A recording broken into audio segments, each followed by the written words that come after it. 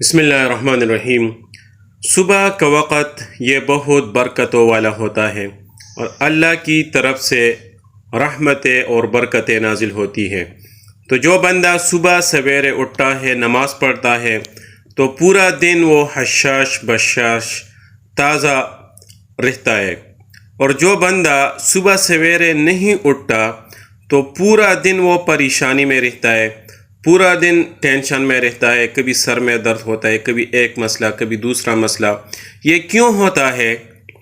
یہ اس لیے ہوتا ہے کہ یہ بندہ صبح سویرے نہیں اٹھتا، نماز نہیں پڑھتا، اور اللہ کے نبی صلی اللہ علیہ وسلم فرماتے ہیں جو بندہ سویا رہتا ہے اور سویرے سویرے نہیں اٹھتا یہاں تک کہ سورج نکل آئے تو شیطان اس کے کان میں پیشاب کرتا ہے۔ بال الشیطان فی اذنہ، یہ اللہ کے نبی صلی اللہ علیہ وسلم کا فرمان ہے۔